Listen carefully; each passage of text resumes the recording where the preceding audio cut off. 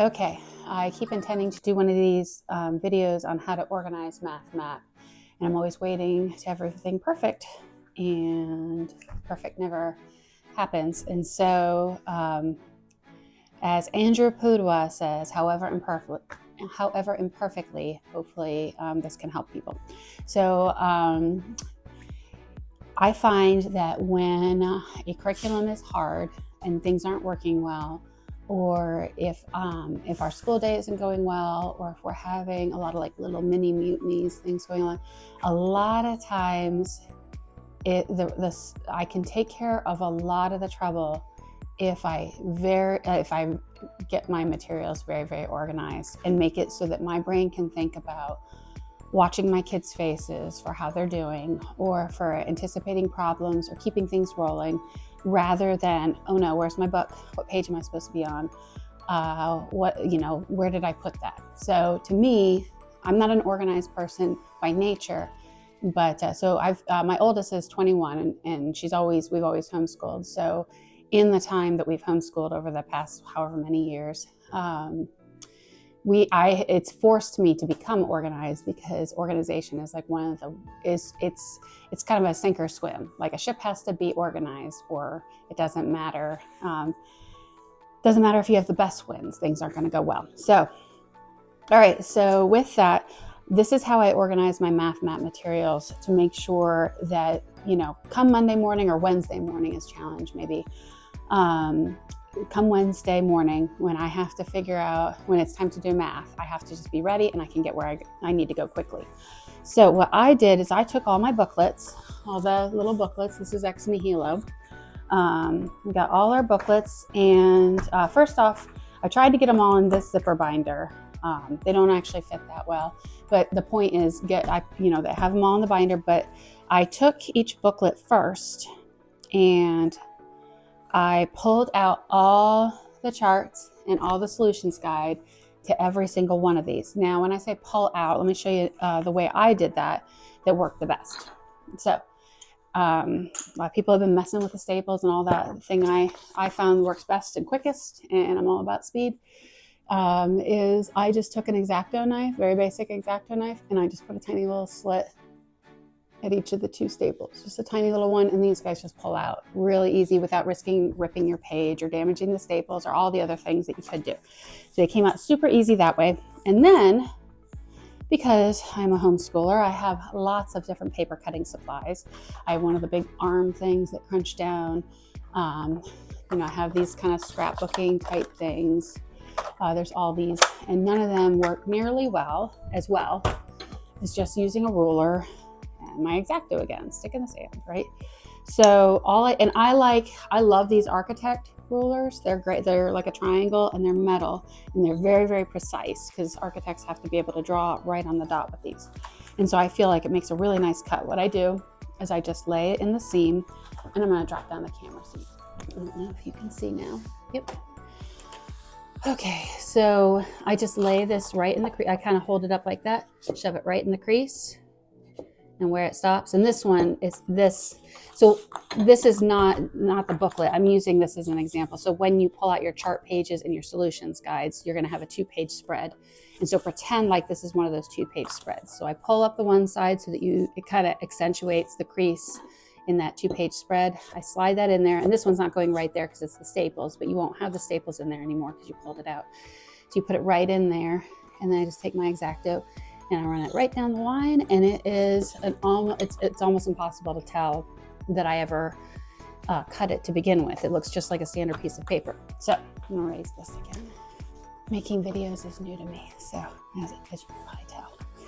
All right, so then I take them all out. So so I have all my charts pulled out, and they're all cut so that they're normal size. Same thing for the solutions. So I have my stack of solutions guide, stack of charts, and I put them in these prong folders. Now, these are not the kind that I get at the office supply store. If you find these at the office supply store, great, but I have always had to order these offline. And these are like a thick plastic. They have 2 pockets, and I love that they have the clear things, the clear little thing in the front, because we use these also for our poetry memorization and things like that. So it helps label, differentiate that these are different from our poetry and stuff. This is what I do when I'm in a hurry. Can you tell? A nice stack. So with the charts, or sorry, with the solutions, I didn't put them in a page protector. I just hole punched them, put them right in there, and they all fit into one. Okay, so all the solutions guides are right there, and you can see the page number right there. It's really quick and easy to get through them. And I picked orange because that's the closest thing I could find to that mustard gold color. When we get more levels, I'm sure that'll be confusing. But for math, like our family color for math is blue, our Latin color is purple. Like we've just kind of developed that system over the years. So I use the blue for math for the charts because I guess the charts stay the same every year. So blue just seemed like, but I put all of the charts in order in page protectors. Each one gets a page protector, but that thickens it quite a bit, and they do stick out a little bit on the side, but that's okay. But they're a lot thicker, so I need 2 of those, 1 for each semester. So this is semester 1, semester 2. And I'm sure I'll make covers for these at some point. I just for now put the little, so he knows that which book this is that he's working in. And I love this little sticker. This was on our table at Practicum, and I asked the mom, does anybody else want that? They're like, no. And so I was like, oh, well, I'm taking that. So this is a good reminder to me.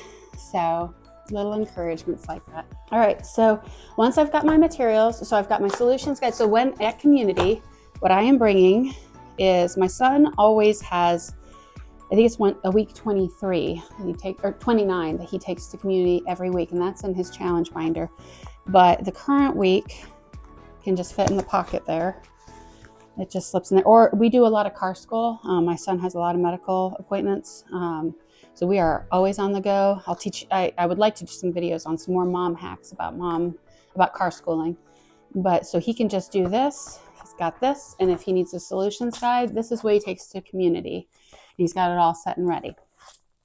Now, the next thing I did, so once these folders were set up, we did this before the first week of school. I know it's getting kind of late now and everybody's actually in the thick of things, but it still doesn't hurt, however imperfectly, right? So I put these flags on each one of the books, or many of the books, the first few books, and then we'll add them as we go. I should probably go through them all. But so you'll see here, I put the yellow, I color coded them so they were different, because I feel like my young kids, they really do well if things are color coded and they can move quickly. People see color sometimes before they actually see letters and words.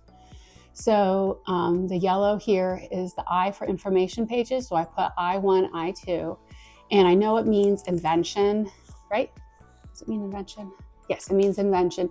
But I tell my kids, oh, that's our information pages. I know that's not the official CC thing, but so, and I put the flag so that when you go to open it, it opens to that page. So the flag goes on this side. And I know it seems like a small detail, but I know a lot of people, when they put the flags so that the flag is sticking out when you open it. But my kids, I want to be able to just grab that and they know that they open to the information page.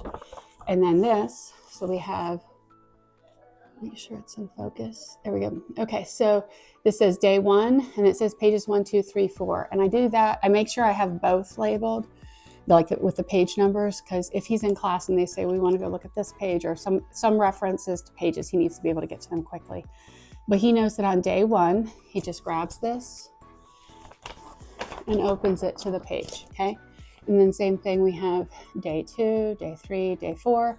And then here at the bottom, we have our careful calculation. So then when he's going through, what I had him do, now I did this before the first week of class because I didn't want him to be intimidated by the format before, while he was still wrestling with the new curriculum. So I wanted to, we spent some time going over formatting before we ever tackled a lesson. And I really tried hard to get him to not look at the problem so that it didn't build up that anxiety about what was coming. So we went through and he had to circle on each of the flashcard pages in highlighter. He highlighted the flashcards, check marks, and then he went through and underlined all the directions through the whole thing. and went through and just made sure that he was really focusing. I think that one we did that too. What was the reason for that? Oh, that's right. He skipped the page. It's on the next page. So that he was really focusing in on the directions, because I found that most of the time when he is stumped on something or frustrated, it's because we're not looking at the directions and understanding, oh, it just says to copy, or it's saying to simplify.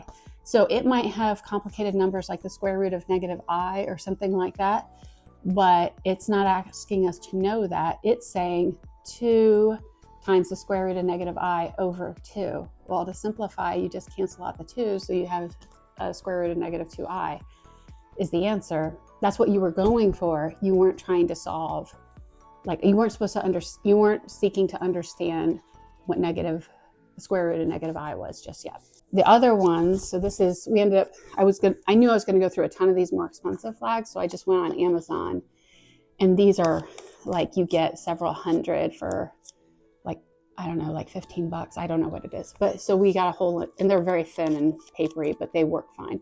So then now we just are in the format of iPages, and then we put Wednesday, because our community is on Tuesday, Wednesday, Thursday, Friday, Monday, careful calculations on Monday.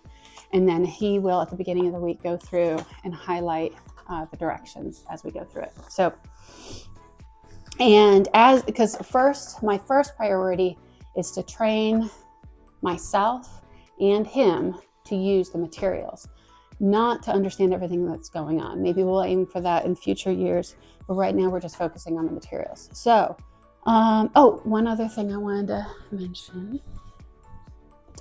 The flashcards. It's allergy season here in Louisville. I've never had allergies until I moved to Louisville, and everyone warned me, come September, you will have allergies, and it is true. Okay, so these are at Walmart. Sometimes they're 50 cents and sometimes they're $1. Whatever that's a nominal amount, and they fit perfectly for these. They're just perfect, and you can see through. So I can label, like, well, I'm a little disorganized right now, but I can make sure that the multiplication card shows there, out of the side there. So I keep these in this tote. Oh, there's my additions. If you can see, I'll just drop the camera down. See how that works. Like I said, I'm new to this whole video thing. So all our flashcards go in here. Here's our memory review. Here's our memory flashcards. Here's our dry erase sponge that we use all the time. Here's our, this is all our flashcards and our little pencils. These are the things that we use constantly, and not like we don't use other things frequently, but this is like my grab and go. Let's go outside and go do schoolwork, and I can grab my flashcards. I know where they are in a moment, and I can just grab them. And it's funny, I couldn't find my addition, and where were they? They were right where I told them to be. So I've seen this. I got for $5 at Walmart on clearance, because it was just in the clearance section, but I've seen this exact same one is on Amazon right now, I think for $15. But they have a lot of these things that they have these removable compartments, so you can customize it for what you need. So anyway, so that's how we organize our Math Map materials, so that I'm not fumbling around looking for what I need when my kids, so I have 3 boys and then a graduated daughter. But my 3 boys, if my mind wanders for just a moment while I look for something, it's like they smell blood in the water and they're off doing something, or spit wads, or who knows what. So organization for us has been very, very key. So, all right, I hope this was a help to you, and hopefully I can get you guys some more organizational or math map type stuff as I figure out all this technology stuff. All right, back to taking care of these boys.